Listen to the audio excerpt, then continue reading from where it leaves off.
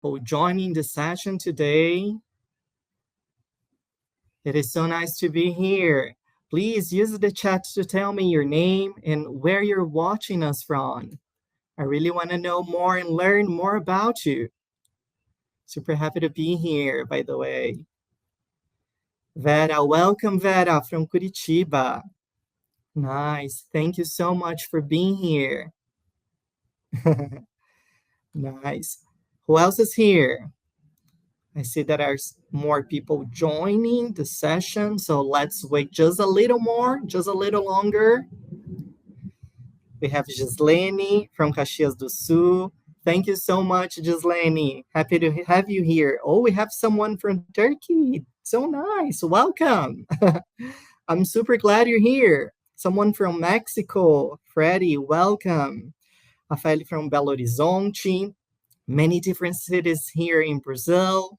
So nice. Thank you guys so much for taking the time to be here with me. And also, I have to take this opportunity also to thank Disal for inviting me to be here today and talk to you about developing sustainability by using CLIL as a foundation. Not sure if all of you know me, but my name is Rafael. I work as an academic consultant, and I integrated the consultant teams for Cambridge University Press and assessment. I am really honored to have all of you here today. Welcome Lisiane from Porto Alegre and Adília from São José do Rio Preto. Thank you so much for being here. So Cristina, Adília, thank you so much, guys. Okay, so let's get the party started then. Some housekeeping information before we get the party started and we talk about sustainability and CLIL. I'd like to ask you please to pop your questions and your comments in the chat.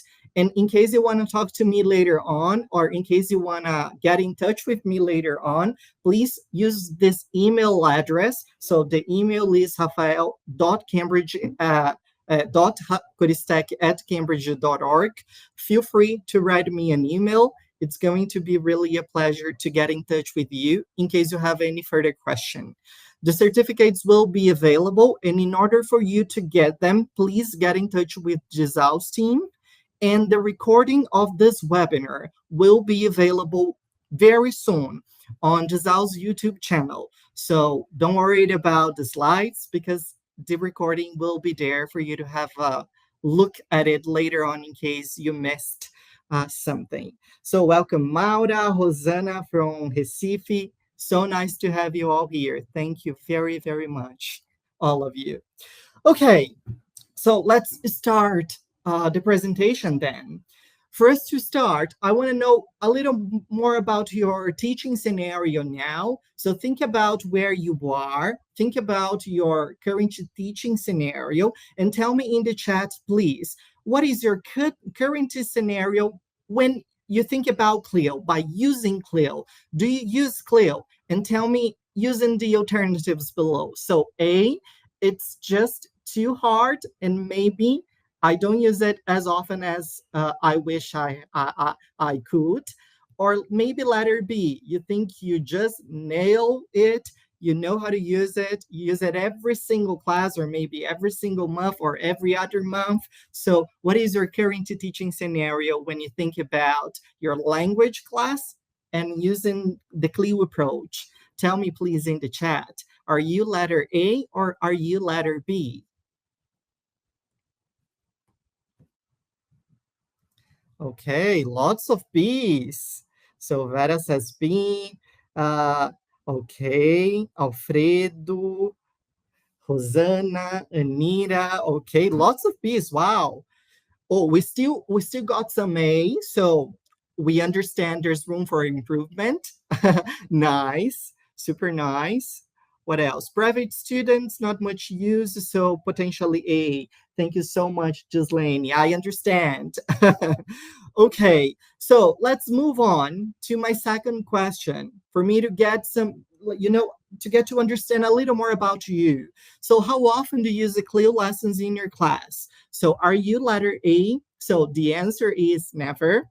Are you letter B? I'd like to do that more often. And that's why I'm here, to learn more about it so that I can potentially use it in my class. Or are you letter C? You know what? Countless times, many times. Okay, we have letter B's, some letter B's, a letter C. Vera says letter C, Rosanna says letter B, Anita says letter B. Okay. Is there anyone here who feels you're potentially letter A? I don't know. We never know. Lots of letter B's and C's are coming here in the chat. Thank you so much, guys, for participating. Thank you. Okay, nice. As we're talking about CLIL, I'd like to get started by showing you this CLIL and EMI client by Ben Knight. So this is a client that was, presented in the Better Learning Research Review back in 2022. If you want to have more information about it, please feel free to scan this QR code on this slide to learn more about it. But the thing is, according to this client, we have like this division between English language teaching, focusing on mastering language skills, and another possibility and another reality, which is more English language teaching, focusing on mastering the content of a subject.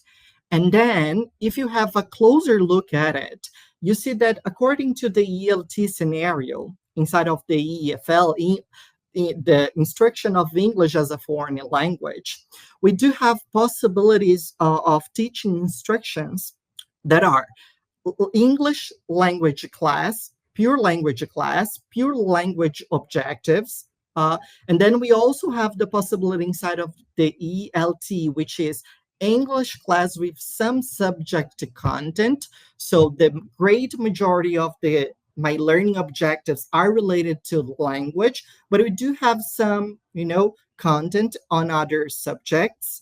And then now we move on to what we call soft CLIL, which is like English class reinforcing some subject course objectives. So we do have the English objectives, the English language objectives, and they come alongside with CLIL objectives with more content, the content of another subjects alongside. So we have like them both working together and being integrated. And moving on, we also have a third option, which is the hard CLIL, what we call the hard CLIL, which is an idea of a situation, a scenario in which the subject course is balanced with English learning objectives. So we slightly have a little more subject content to learning objectives rather than English. And English starts being used here as, as a tool to access and to build up the knowledge, the content for this subject, for the other subjects. And then, never less important, we have the EMI instruction, which is English as a medium, as a means of instruction, which is subject to course in English language context. Okay, so this is super interesting because we do have like a clear understanding and a clear path of what is soft CLIL, what is hard CLIL, what is pure ELT, and what is EMI, in case you are working under a ESL, English as a second language scenario, So this is the client, this is the topic. So we understand that there are differences and that are different layers when we're talking about teaching CLIL inside of a language reality. Okay, here at Cambridge, there is another thing very important for us when working on the content of a material. This is something that we call the Cambridge Life Competences Framework. So according to the Cambridge framework, we do have many different competences available for every content we produce. So we have creative thinking, learning to learn, which is very recent and very much related to this new reality we are facing. Collaboration, critical thinking, communication, and never less important, social responsibilities. So we understand there is a whole competency focusing on social responsibility in the Cambridge Life Framework competency. And if we have a closer look at it, we see that the social responsibility competence is actually broken down into smaller chunks. And those chunks are, the first one, we call it the understanding personal and social responsibilities as part of a social group. The second one is showing intercultural awareness. And the third one, which is understanding global issues. So we understand a lot of what we do when we're talking about a scenario, when you're focusing on a scenario in which the English language is the focus, is the core. This is very much related to a more holistic approach rather than just a linguistic approach. We are very much concerned in developing many other competences alongside the language instruction rather than focusing just on the language. And social responsibilities and global issues, they play a huge and a very important role when you're talking about the development of those competences beyond language, that goes, way beyond just the language acquisition. Okay, and if you want to learn more about it, please feel free to visit this website, cambridge.org/CLCF, or hit this button that is hovering right in the middle of your screen, in the top middle of your screen. Okay, moving on.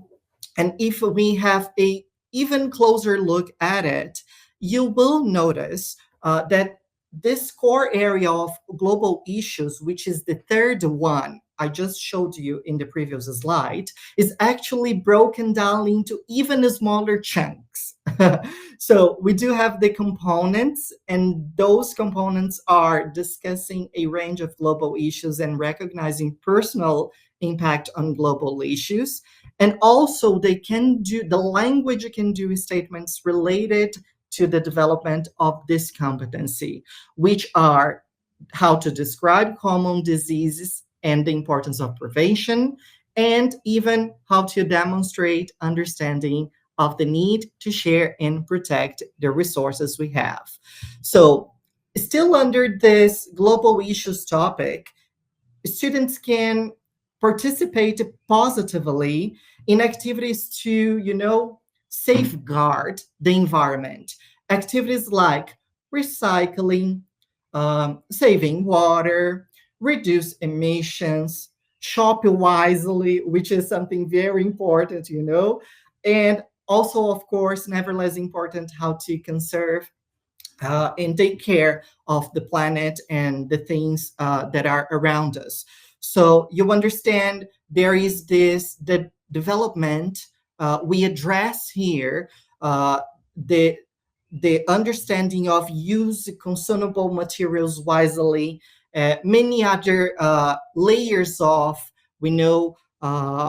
actions related to global issues that are conveyed and addressed alongside the language objectives. So this is really very important, and this is something that is in the core of our education today. We understand students are not only learning a language, but they are learning a language that will be used in the future, in the real world. And this real world requires us those many different competences and the awareness of those many different, realities.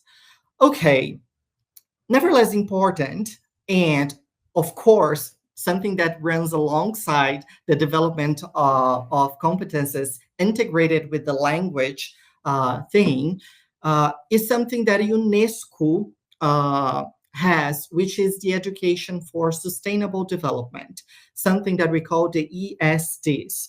So the ESD was born from the need for education to, address sustainability challenges. Those are challenges that we are all facing, and they are even more real each year.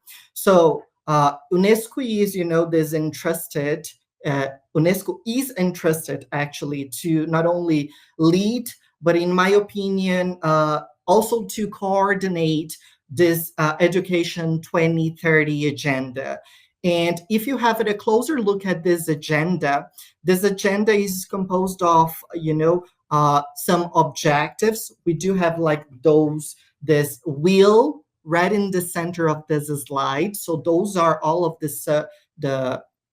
subjectives and the objectives for this agenda. But I'd like us to have a closer look at the objective number 4, which is the Sustainable Development Goal number 4, which is focused on quality education. So quality education is like to ensure inclusive and quality education besides promoting lifelong learning opportunities for everyone. So we understand this is something global, not only local. There is a local attitude that we have to address and with our students and to work on it.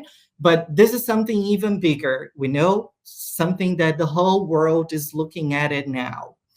Okay, so last September, we had like this, I came across, not only me, but all of us, we came across this very sad piece of news, which is in the first week of September, São Paulo was ranked having the worst air in the whole world. São Paulo occupied this position, ranking in the top of the most polluted air in the whole world. And for us, I am based in São Paulo. We could absolutely see this happening in the day-by-day routine. Just by looking at the sky, you could see the air was very, very polluted, even more polluted than of what we are acquainted to, of what are used to having in our daily routine. We know not only this, but we also have many other articles being published as the second one, which is going to be talking about the drought. So drought is making São Paulo's river emerald green while the smoke turns the skies gray.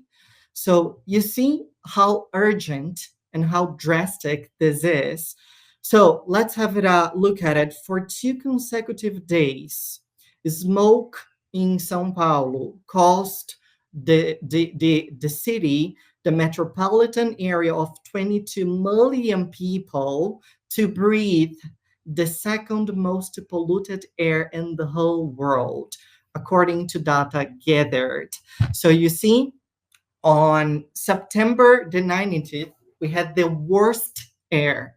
And one day just after it, we had the second most polluted air in the whole world. So we understand when we compare this drought, very extreme drought, and a lot of pollution going on. And if we compare this drought to what happened here in Brazil in May this year, we know we are talking about maybe 4 months apart, about the heavy rains we had in Rio Grande do Sul, in which almost the whole state was under floods. We understand we are suffering from very extreme weather events, from drought to heavy rains, from drought, so the most polluted air in the whole world, to massive rains that floods the whole city, that leaves a whole city under the water.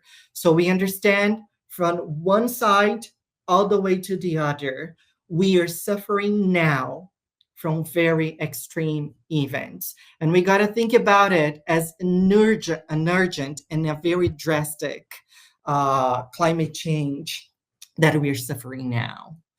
Okay, so some of the things that we can not only address, but we must address with our students and inside of your class could be things like the importance of restoring ecosystems, the importance to develop resilient infrastructure, or even collaborate to strengthen local capacities, or maybe ensure the necessary fund for the adaptation of cities and municipalities, or maybe reframe sustainability to protect and create new sources of value. This is really very important.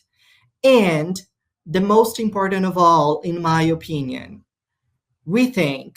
We gotta all rethink the way we live and the choices that we are making, not only concerning the things that we consume, but especially the choices that we are making concerning how we take care of our planet, how we take care of our nature, and how we take care of our home. We know. So we need to discuss the life changes and the life choices that we make right away.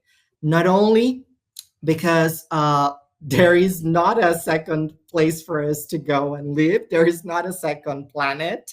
We have to take care of ours, but especially because this is the place where this is the world that we are going to leave for the future generations, for the generations of our children and for our grandchildren generations. So this cannot stop now, we know. So in a very urgent way, we got to think about it and start actions now.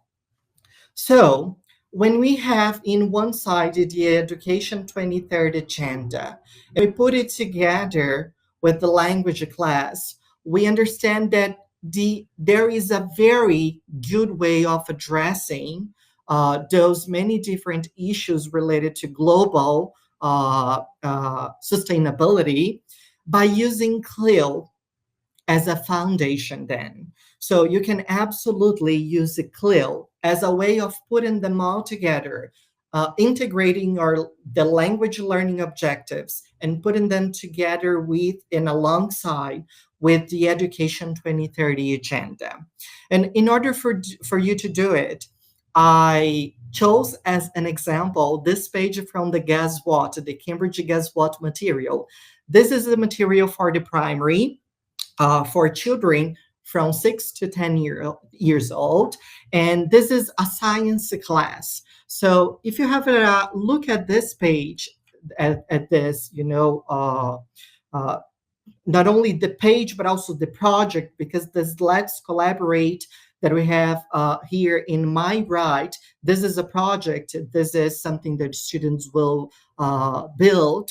But if you look at the topic, we understand inside of this unit, which is Unit 2 in Guess What, students learned vocabulary, target language focused on recyclable bin, paper, can, bottle, card, liter. So this is the vocabulary. This is the chunk of language they learned in this unit. And at the end of the unit, we have this page totally related to CLIL, which is based on science. So students will discuss using the vocabulary, the language they learned, what is the best way to recycle materials, and what type of materials can actually be recycled. So the thing is, we understand this is just an example, like integrated language objectives with science. We do have many other options. I will bring some of them in the coming slides, in the next slides. But the thing is, I'd like us to have a closer look at a topic. In my very honest opinion, we take like this recycling process for granted. I really think we do, because we think we hear every now and then a lot about it. But turns out doing very basic research on recycling here in Brazil, I came across those articles and see how urgent that is. We think we know a lot about recycling, but I came across this figure that says recycling here in Brazil hits only 4% of all of the 21.8 million tons of litter of garbage that we produce here in Brazil. So here in our country, we are just able to recycle only 4%, only 4% of more than 81 million tons of garbage that we produce. So we see a lot of us, we hear so much about recycling, but we are doing so less in our day by daily routine in relation to this topic. So we think we know a lot about it. We think that the government maybe is doing the basics for it, but it's not. We know those figures when when you do basic research on the internet and we look at the numbers, we see how falling behind we are in terms of recycling. So this is really very important, really very important. This is the basics for sustainability. We know learning how to recycle and integrate recycling into your daily routine, into your routine. Okay, but there is a second topic. There is a second possibility here, which is now no longer related to science, but related to geography. We know, let's have this example. So what's the weather like around the world? You see how very up to date this is, like this discussion, because in this lesson, in this geography lesson, this is an example from our Guess What, the Cambridge Guess What material, but now in level 4. So in this example, in this class, students will be having conversations about hurricanes, tornadoes, rainstorms, blizzards, thunders, lightning, floods, drought. Does that ring you a bell? So what is happening in the world just now? Even with the Milton, hurricane that just happened. So this is really very urgent for us to address with our students.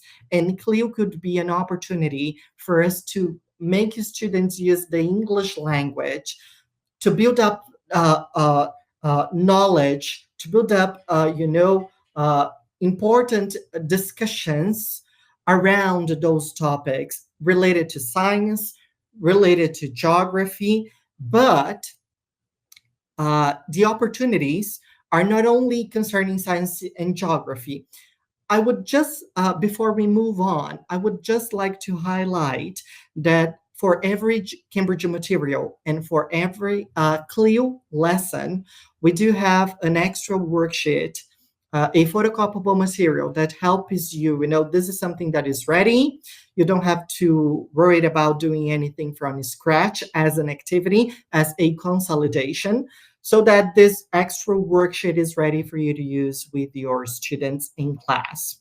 Okay, so as I told you earlier, I chose not only a science topic, but also a geography topic, the recycling process related to science, and how the world is changing according to the continents, and how these many different changes are affecting the whole world in different parts related to geography. But the opportunities are way beyond, we see. So those are some of the topics that we can create CLIL lessons using the English class. So we can talk about what material is this, food. We can absolutely talk about the food chain and the food. Means of transportation, including eco-friendly transport, animals chain, and what is happening to them, their species and everything else, farmers, our eating habitats, the types of habitats that we have in nature's recycling process, the cycle of water, the use of plants, and how we are taking care of our plants, how's the weather is like around the world, different places on the map talking about sustainable science, underwater food chain. You see how recent this is. The importance of drinking waters, and of course, glass, and those many different types of materials.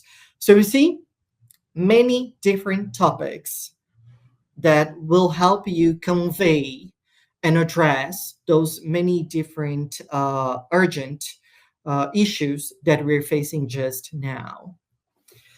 Okay, so earlier in this presentation, I chose the third topic, which is understanding global issues. But now I'd like to give you more insights on the first topic, which is this understanding personal and social responsibility as part of a social group. Because we understand students play a huge role in society, and they will play an even more important role in the future. So let's have a closer look at it then and understand in what ways we can integrate those many different issues inside of your English class. So one of the ways of doing this concerning social responsibility and developing the responsibility as part of a social group is by assigning roles to students. And what I mean is, maybe in your daily basis you can have the habit of using cards or flashcards like this one as trash monitor, supplies manager, a plant caretaker, a paper assistant, or even a tech assistant. And one of your students can receive a specific role for that lesson, for that class, and then you can sweep this. You can change your roles with the time being. This is something very beautiful, and this is a very bright way to integrate sustainable practices into your language class. So the examples that I chose for this presentation, those flashcards, let's call them this way, those cards, they were extracted from the Class Dojo website. So in case you want to use them, or in case you want to make your own flashcards, feel free. But I think, in my very honest opinion, this could be a very bright idea, not only thinking about CLIL as a specific class, but most importantly, learn to integrate this in your day-by-day routine, in your reality, and have students play the role, understand by doing actions, by taking actions, working as a class monitor, a trash monitor, a plant caretaker. This is something that we can do in our daily basis. We don't have to wait until a CLIL lesson approaches. We can absolutely do this right away. So another option that we can do as a social responsibility and developing this responsibility as part of a group, it's something that I myself love doing, which is creating visual and display areas.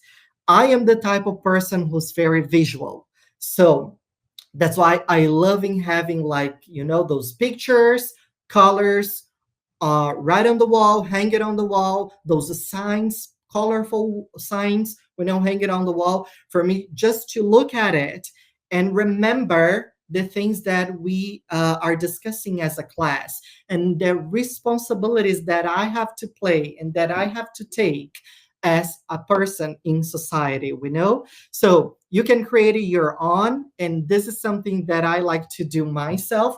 I don't like to have those very graphic cards ready. I like to do them myself because, teaching is all about emotion, guys. Not sure if you all agree, but in my very honest and humble opinion, everything that we do is like looking those peers right in their eyes, see how they, feel, and having this rapport with them. So when we have the chance of creating those signs with our kids, is way better because there is emotion related to it. When they look at those signs that are hanging on the wall, they remember the situation they did it. They remember, you know what? The other day, the teacher was so crazy. He went nuts, and he like had this beautiful drawing pencils and the cartulinas, and he started like just drawing this ugly, very ugly, drawings. But here we are. So you see, there is emotion related to it. Students remember it in a very fond way. So if I were you, I would take the opportunity not only to establish this relation and this rapport with them by creating the signs on your own, but especially make them produce the signs that make sense to what they think the reality are. So we can have something ready, we can download cards and signs ready on the website, on the web, on the internet, but we can also have the chance of allowing them to express their opinion, to express what they think is going on according to their reality.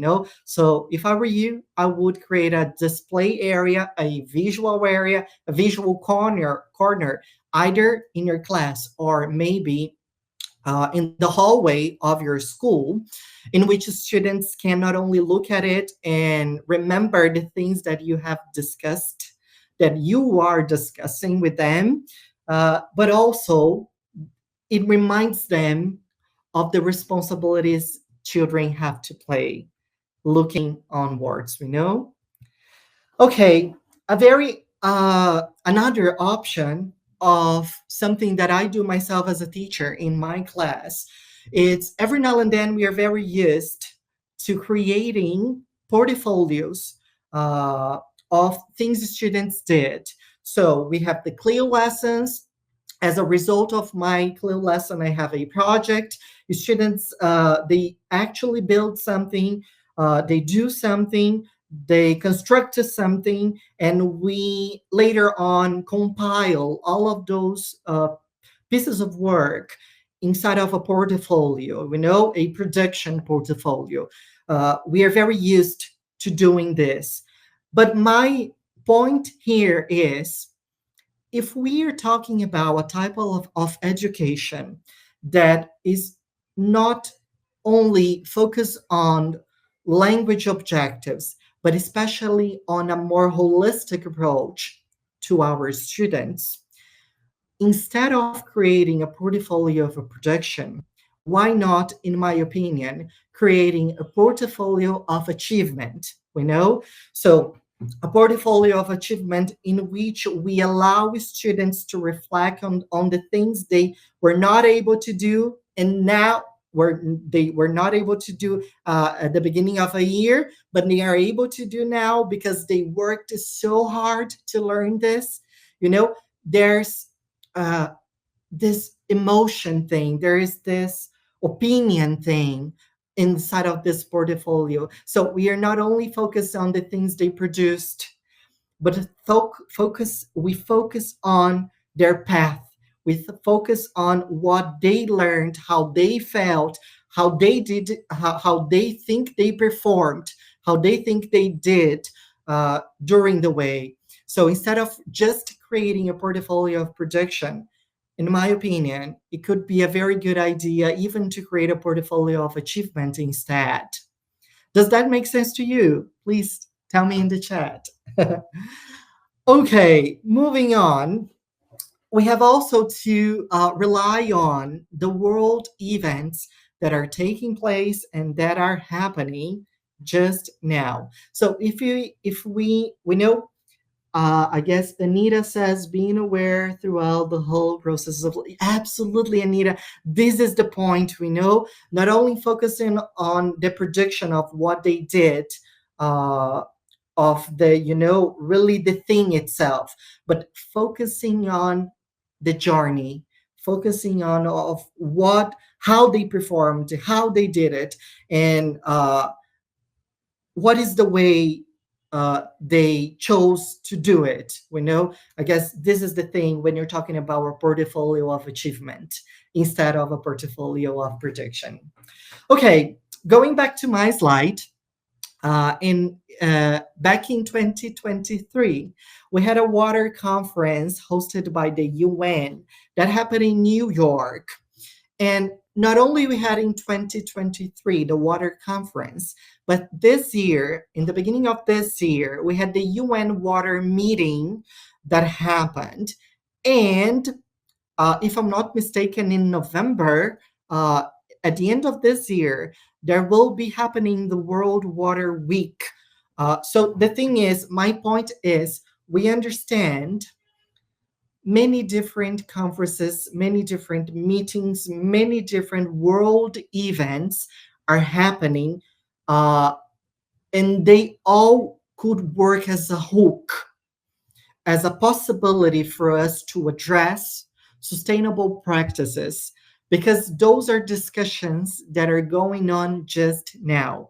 So if we take it as an example, if we take as examples those events, those conferences, those meetings, and if we relate those meetings to a CLIL lesson, I can take advantage of a discussion that is going on inside of this conference and use this discussion as a whole to address my learning objective, my language learning objectives. So you see, so if we take as an example the conferences, the meetings on water, under the topic of water, and if we link those conferences to a CLIL lesson, either a science, a geography, or whatever the other subject that is, with the lesson I have inside of my language material, I can find those links, of something that is going on, and you can take advantage of those recent discussions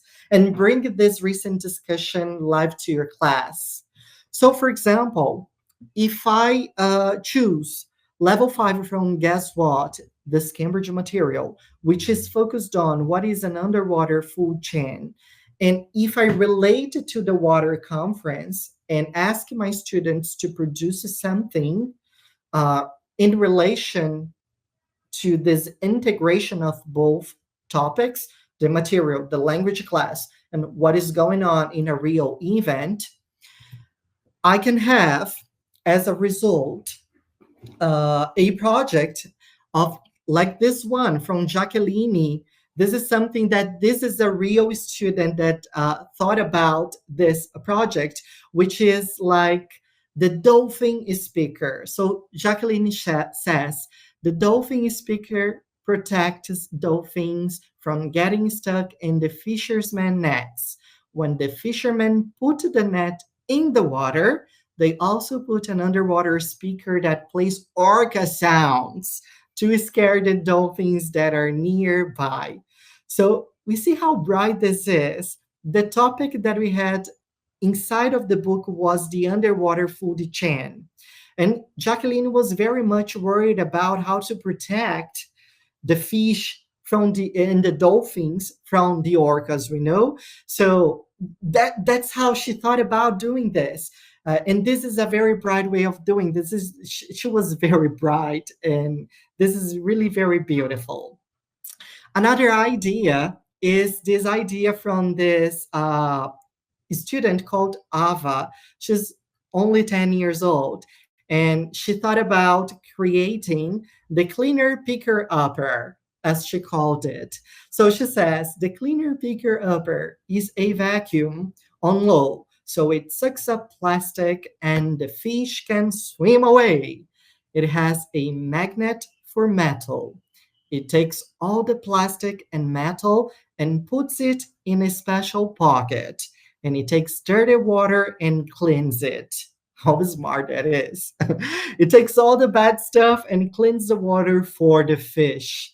So you see how beautiful this is, allowing students to have a very recent discussions, but expressing their opinion, using their full potential of imagination.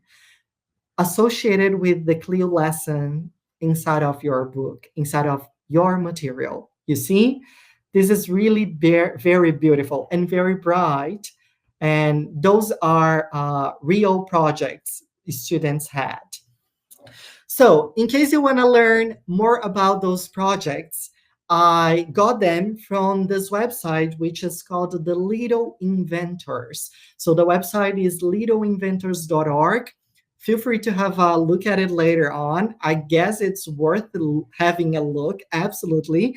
You will find us, as teachers, many different topics for projects, challenges, ideas, we know that we can use and incorporate and integrate inside of your language class. So Ava idea and also Jacqueline's idea I extracted from the Little Inventors. And they are very good examples of the work students could do when we related things that are happening nowadays, things that are recent, that are happening in their local and in their global perspectives, alongside with a clear lesson that you have inside of your material. Okay, moving on, I'd like to talk about stories, because when you're teaching either primary, pre-primary, and sometimes even secondary students, why not? Stories play a huge role, not only because they entertain students and they have so much fun, but especially because there's a lot of language inside of a story. So let's have a look at this story from the Guess What Unit to Level 3, which is how to keep your environment clean. Let's look at it. Look, it's your dad and Aunt Pat. What are they doing? They're picking up litter. Let's help. Hi, Aunt Pat. Can we help? Yes, please. Can you pick up this litter? Yes, of course. Find a radio. Where can we find a radio? What a mess! Come on, Lily. Wait, listen. What's that? Look at this. It's a radio. Well done, Lily. Thanks for your help. You can have the radio. Thank you. Oh, listen. This is my favorite song. Okay, here we go. So we have like this story about Lily and everything that is going on with their peers, and they're helping, each other clean the environment. But my point here is, let me just pause for a minute. I guess Maura says, can you put back the page again? Yes, Maura, is that the page that you're asking me? I guess this is the one. In case you missed, this is the page about the Little Inventors. So the website is littleinventors.org, Maura. Hope it helps. Okay, moving on. My point here is, sometimes you as a teacher, you have a material, or maybe you're working under a content that you don't necessarily have a CLIL page ready, absolutely ready for you to use. And if you are in this situation, and if you wear these shoes, you can absolutely use literature topics to create your own CLIL lesson, create the CLIL lesson on your own. So my point here is, when you're talking about when we choose the topic of literature, for example, we can absolutely use not only visuals and characters to help us address visual literacy concepts and topics. Use of imagination and creativity. We can ask our students to create their own stories first, and they will use those stories as a base for a CLIL lesson later on. but they can create their own stories using their whole potential for imagination and creativity, and also adjusting those many different types of stories, then can either go for a story or maybe a narrative or maybe creating a poem. So it's up to them to choose what makes more sense to their reality and to their preferences as well.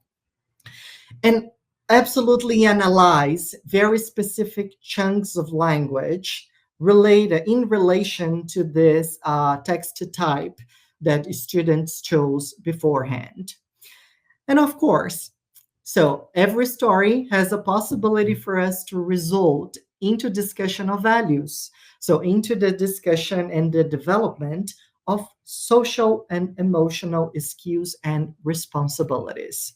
So the thing is, if you don't have a page like this one, which is beautiful and ready for you to use as a CLIL foundation to address those uh, social responsibility topics, you can ask your students to create the story of their own and even use dialogic reading techniques later on. So students will first create their stories, they can animate them, they can create their own characters, and later on, you as a teacher, you can use dialogic reading techniques uh, by using questions and by asking learners what is in the story, if they notice something different that is going on, exploring elements and things like key topics, reasons, the cause and effect.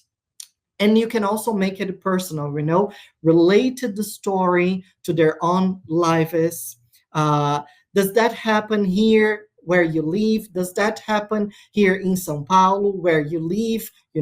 Think about what is going on in your reality now. Is there any specific topic related to sustainable practices that we are going through, maybe in your neighborhood, maybe in your city? Think about them and try to adjust this and address this to this story students will create. And of course, there is a call to action. So what else can we do? Is there any community project that we can deal with our students as a practice? And my point here is to create a literature lesson when students have the chance to create their own stories. As a result, they have the chance of creating their own literature lesson as a CLIL. So in the examples that I gave you earlier, I gave you examples of science, geography, examples of many other different topics. And now we have a literature as a base, because they are creating their own story. And for me to finish and wrap up this presentation, I'd like to present to you a story that we received back in 2018. So in 2018, Cambridge ran a story competition. And at that time, we received 7,000 stories from many different children around the globe, around the world. And I chose the one that I liked the best, and the one that we here at Cambridge we liked the best, which is this story about from Natalia. She was 11 years old at that time, and she's from Ukraine. And what she wrote and what she produced was this story. So she says, one day, forced animals, birds and fish, came to the river bank. They discussed unbearable conditions of their life. Ducks, frogs, fish complained of dirt water in the river. Bears, foxes, squirrels, moose, owls shouted together, "There is a pollution in our forest." Plastic bags, bottles, cans, other litter are all around. Never our forests and river were so dirty. We are in danger. At that time, the boy and his dad went fishing. They came to the river and were surprised to see a meeting of animals. They heard their cries for help. Dad took photos and video. The boy and his dad got home and posted videos and photos on the internet. They also wrote posters. People, save the nature, air and water, forests and river. They die with us. The next day, the boy went to the school. He told about what he saw and heard on the riverbank. Thousands of children and adults came out to protect nature. The presidents of all the countries of the world issued decrees on saving the environment and penalties for violations because it was about the most important thing, about health and life. How I wish it was not a fairy tale. You see how beautiful this is. Natalia had the chance of creating her own story, animating it, creating her own characters, addressing something very urgent that we are facing now. And we can use this story as a base for a literature lesson using CLIL as a foundation. So even if you don't have a ready-made CLIL page, you can make the CLIL page on your own using the student's imagination, right? So I hope you liked it. And as further resource, you can have like this CLIL reference material. This is the CLIL Content and Language Integrated Learning published by Cambridge University Press and Assessment. And even this talk made by Claire Ross on project. So if you like CLIL and if you like to have a project as a result for your CLIL lessons, have a look at it later on because you will find very insightful ideas, good ideas that Claire has on how to deliver a project with your students, especially under a CLIL reality. Scan this QR code, and then you have the Claire's talk on the Cambridge Day here in São Paulo this year. So I'd like to thank you so very much from the very bottom of my heart for being here today and for taking the time to be here with me. Thank you so much. And again, thank you, Disal, for inviting me to be here today with you all. I hope you have a fantastic day, the end of the day, and an even better weekend. And I hope you enjoy the end of your day. If you want to get in touch with me or if you have any further questions, please feel free to write me an email using this email address on this slide, rafael.korisztek@cambridge.org. Thank you so much, and I hope to see you very soon. Bye-bye, guys.